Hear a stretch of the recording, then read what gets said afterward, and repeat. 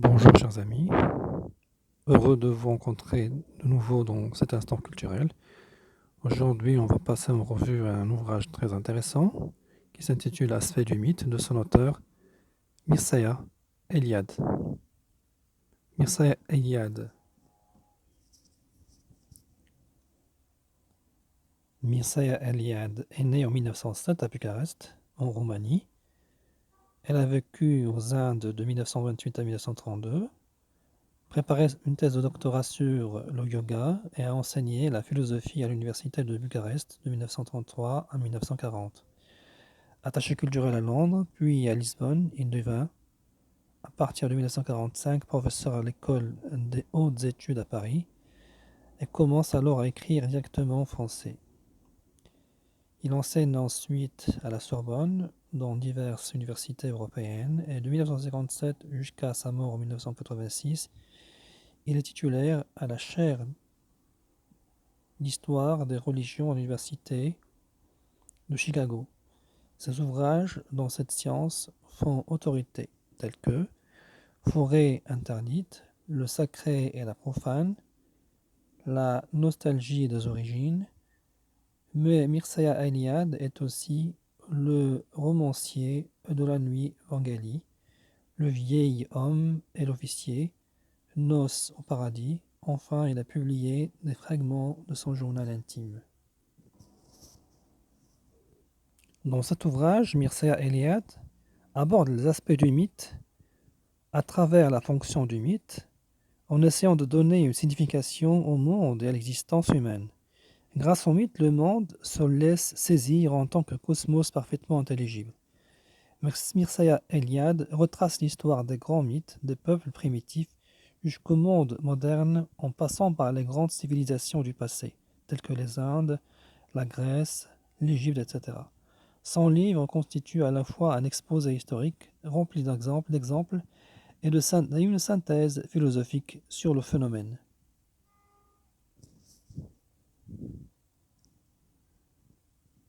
Parmi les aspects intéressants abordés dans le livre d'Ilcea, on trouve l'aspect relatif à la mythologie eschatologique au Moyen Âge. Ainsi, l'auteur trouve qu'au Moyen Âge, l'humanité avait assisté à un sursaut de la pensée mythique. Toutes les classes sociales réclament de traditions mythologiques propres.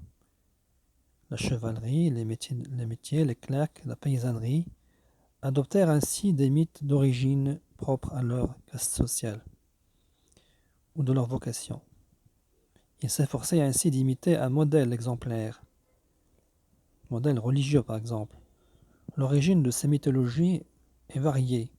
Le cycle arthurien et le thème du Graal intègrent sous un vernis chrétien nombre de croyances celtiques, surtout en relation avec l'autre monde, eschatologique. Les chevaliers veulent rivaliser avec Lancelot ou Parisfal.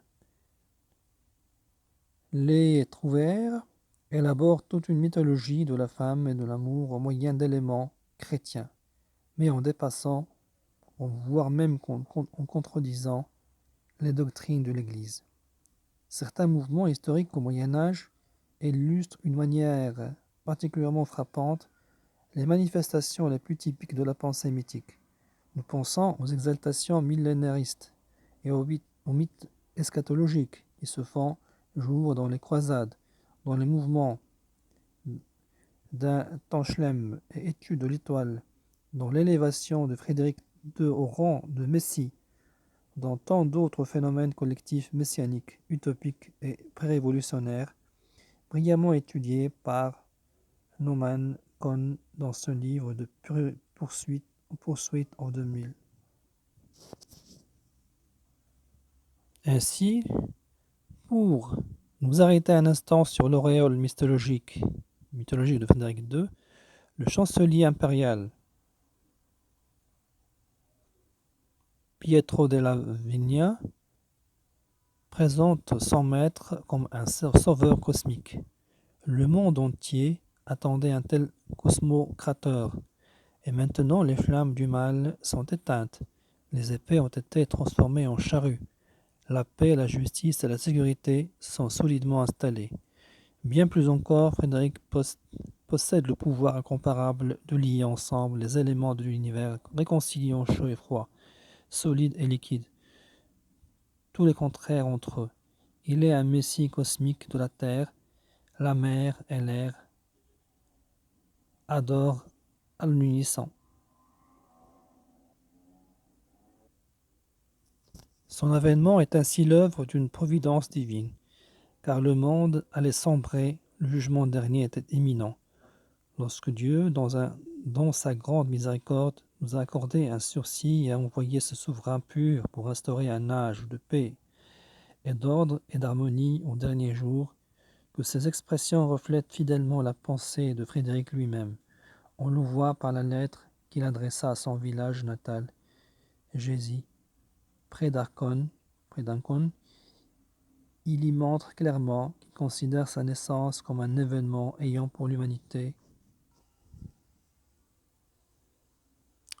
pour l'humanité la même portée que la naissance du Christ, et Jésus comme un nouveau Bethléem.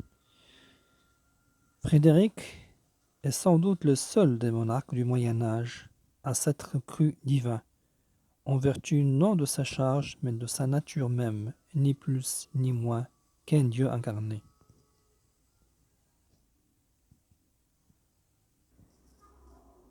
Mais l'auteur Eliade aborde aussi l'aspect du mythe sous une dimension, disons, moderne, actuelle, sous l'influence des mass médias.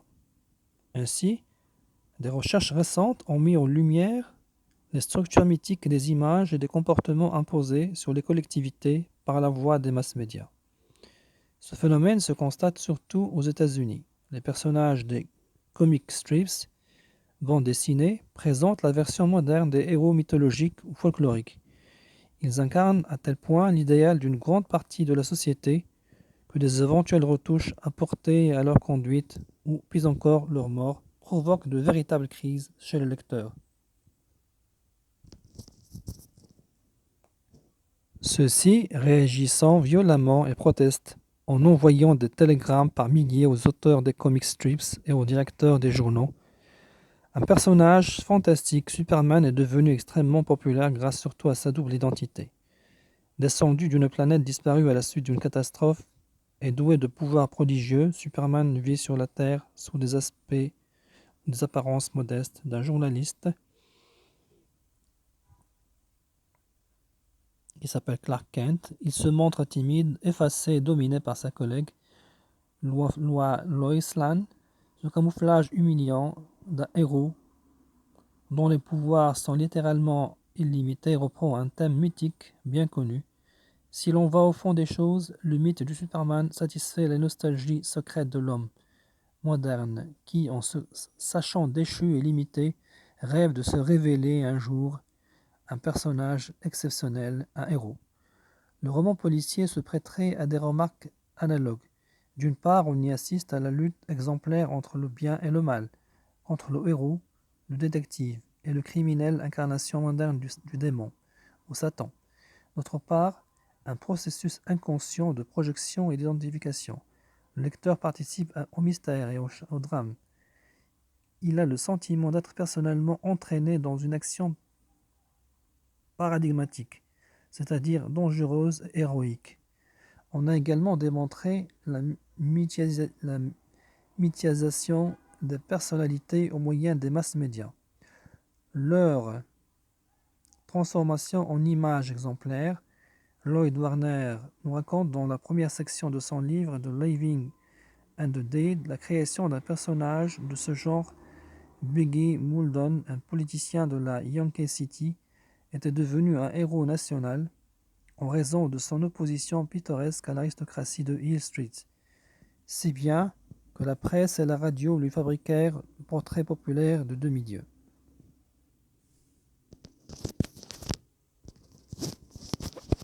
On le montrait ainsi comme étant un croisé du peuple lancé à l'assaut de la richesse. Puis le public s'étant fatigué de cette image, les mass médias transformèrent complaisamment Bégui en gardien, en grédin un politicien corrompu exploitant à son profit la misère publique. Merci de votre attention.